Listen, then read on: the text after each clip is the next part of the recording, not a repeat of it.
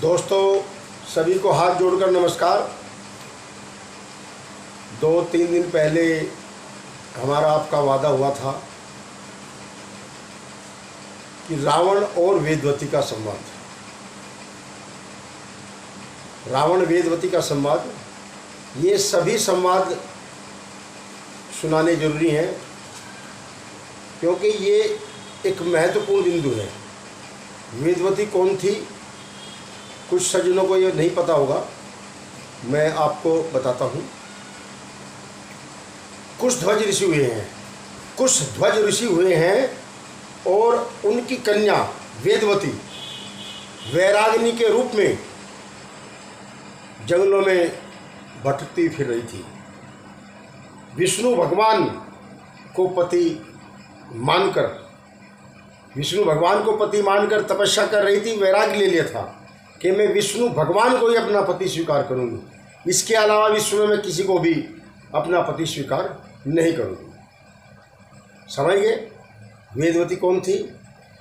कुशध्वज ऋषि की पुत्री वेदवती थी। तो क्या कहती है? समाया है, समाया हर समय नजरों में वह भगवान रहता है। समाया हर समय नजरों में वह भगवान रहता है, उसी की है लगन मन में उसी का ध्यान रहता है। उसी की मन लगन है, मन में उसी का ध्यान रहता है।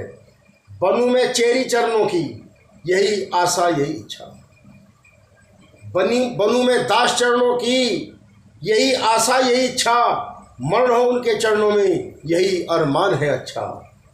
विहय में रात दिन हो मौत का सामान रहता है, जाकर अब तो भगवान आखिर सबर की भी हद होती है। कुशल अब क्या रही दिल हर घड़ी हैरान रहता है, समाया हर समय नजरों में वही भगवान रहता है। भगवान की प्रार्थना करती है, आप प्रभु, जब मेरे पिता कुशध्वज ऋषि ने यह प्रण किया है कि मेरे पति विष्णु भगवान होंगे, तब मैं यह उन्हीं के ध्यान में, तब से मैं उन्हीं के ध्यान में जीवित हूँ और सारे संसार से मुंह मोड़कर मैं वैरागिनी बनकर वनों में भ्रमण कर रही हूँ, तपस्या कर रही हूँ, घूम रही हूँ।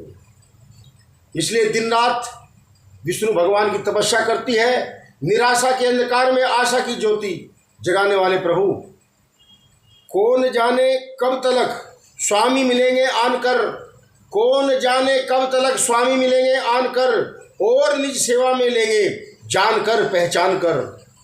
कब तलक यूं ही फिरूंगी ठोकरें खाती हुई, शोक और संताप में जीवन यूं भरमाती हुई।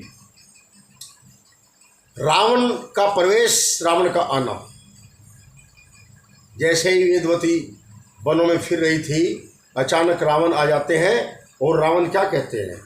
देखकर आह, निर्जन वन में शोभ थी, निर्जन वन में शोभ थी, ऐसी सुंदर नार जैसे मोती बीच में चमकते हैं हर बार। नहीं नहीं नहीं नहीं, यह तो इससे भी अति सुंदर है।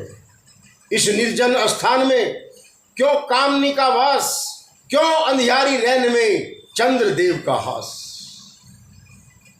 वेदवती, क्या विचार कर रहे हो महात्मन?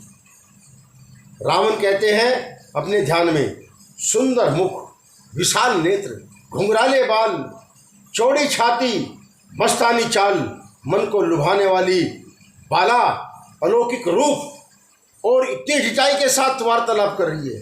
जानती नहीं मैं कौन हूं? मैं लंका का राजा रावण हूं।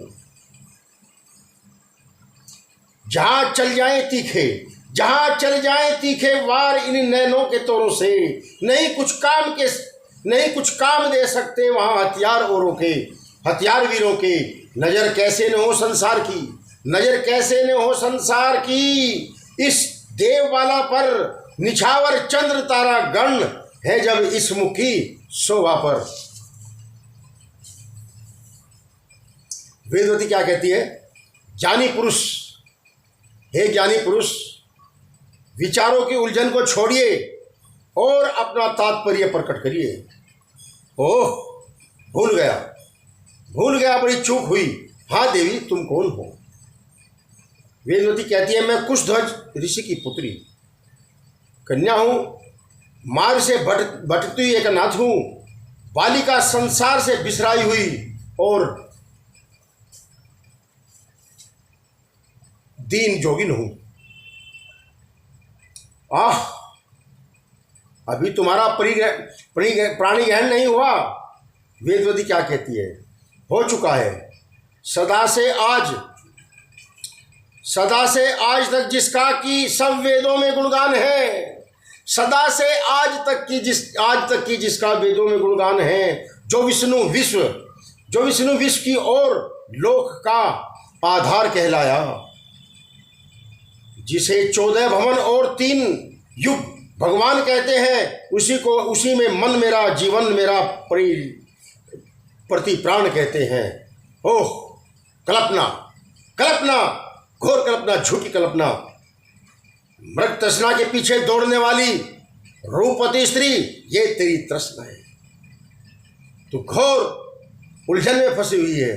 देख तेरे सामने कौन है? लंका का राजा रावण, और तुझे बल से उठाकर सीधा सोने की लंका में ले जाकर ही आराम दिलाएगा। आगे से कथा कल कहूंगा।